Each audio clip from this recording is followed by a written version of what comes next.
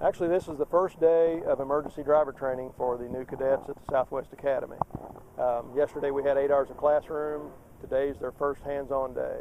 So we're doing, earlier this morning we did a lot of slow speed skills, crash avoidance type things, threshold braking, curve negotiation. And now that they've gone through those skills, then now we're combining all those skills together into one road course. And they'll apply what they learned this morning into this course.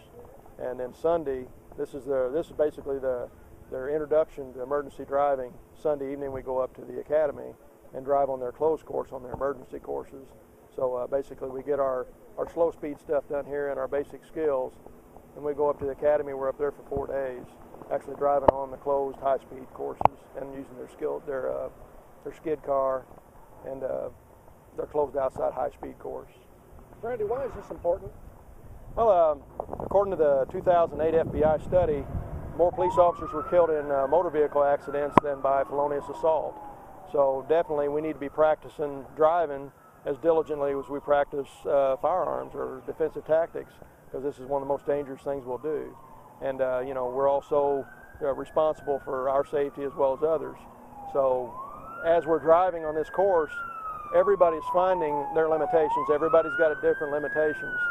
So what we want them to do is find what their 100% is, and then we train them when they're driving on the street at emergency response or pursuit.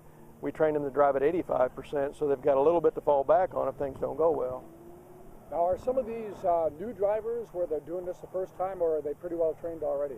Well, there's a couple guys I believe that are in this academy class that were on other departments, so they've been through an academy at one department or another. But the majority of the guys here have never been through any emergency driving, and that's the first question I ask in the classroom. Has anybody had any official driver training other than just you know, your regular basic driver training you get when you get your license? And only 2 guys raised their hands, so yes, they're relatively new drivers to emergency. How often is this done, Randy? Well, for the academy, every academy class does this.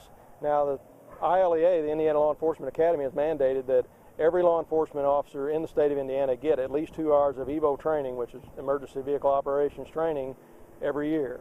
So every year we do some sort of emergency vehicle refresher. Now, I notice there's an unusual car here, not a police car. What's its involvement? That is the Dodge. That's a 2010 Dodge Police Edition Charger. What it is the demo car that we're evaluating as we go through this course. You know, there's a point here where we're going to have to decide what kind of vehicle that our department is going to go to. Ford has a police vehicle, Chevy has a police vehicle, and also Dodge does. So we're trying to determine what vehicle we'd like to go to, and the best way to determine that is to test them all.